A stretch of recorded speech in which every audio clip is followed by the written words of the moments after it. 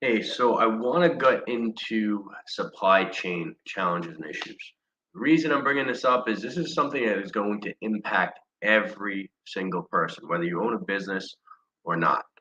And I was on a call yesterday with a bunch of my friends, very high end or very successful business owners. And a lot of people are dealing with supply chain issues. And the prevailing thought was it's not getting any better anytime soon. In fact, it's probably going to get worse, right? So if you own a business, how can you combat this? How can you handle these challenges, right? So first off, anytime that there are challenges across an entire industry, right, like supply chain issues, one of the things is it's actually an opportunity to grow. It's an opportunity to get better. It's an opportunity to separate yourself from the competition, right? Because everyone's going to be dealing with these challenges.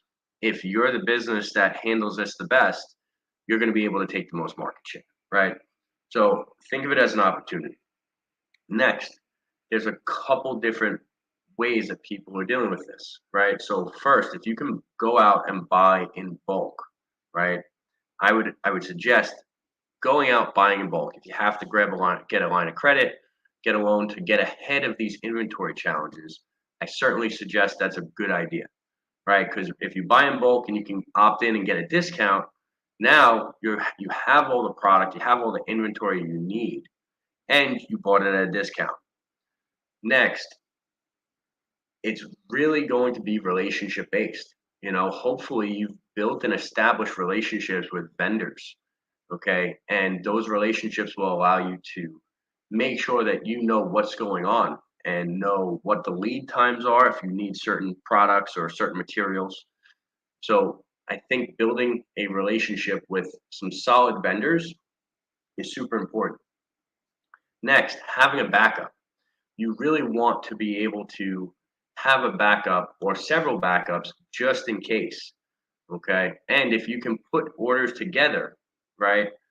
If you can forecast what the needs are. So if you're in construction and you know that you need certain steel or certain materials, and you can lock those in and make sure people have them, that's going to get out and allow you to get ahead of it. And if you're in retail, I would look for, if you know that there are going to be shortages in certain products that you sell, look forward and see if you know there's a shortage, see what is something that is similar that you can get to have on the shelves or have in your store. All right. Because these issues are going to impact everybody, and the people that deal with them at the highest level will come out way ahead. And now, if for whatever reason you have the opportunity to buy them and you can't, let's just say you don't want to go out the loan route or the line of credit route, there is PO financing. That's one way to deal with this. The next way to deal with it is if you're in construction, aside from having a line of credit, because a line of credit would work for materials, you can do project funding, right? Based on your work contracts, you can get certain materials. I have a great friend that has a steel business in the city.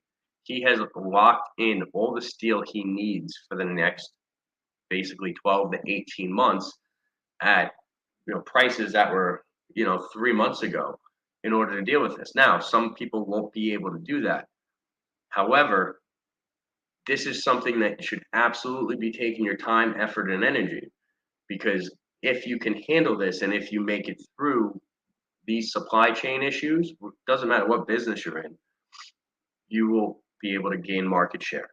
All right. So this is something that I would absolutely be planning for. Make sure you have things in place, either the financing for it, the cash for it, the line of credit for it, whatever it may be. Okay. And stock up. And then if you can, purchase in bulk to get a discount, right? That's really going to help you. Now, as a consumer, I do want to touch on this because I'm live across several channels.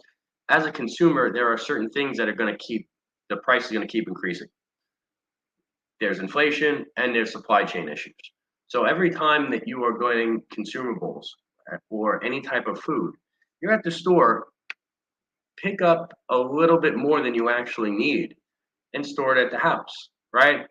This way that if there are supply shocks or inventory shocks across the country, you're in a better position, right? We've been doing it for a little bit. It's just good book, having your house in order. I strongly suggest that. So I hope this helps you. If you guys have questions, reach out. and have a great day.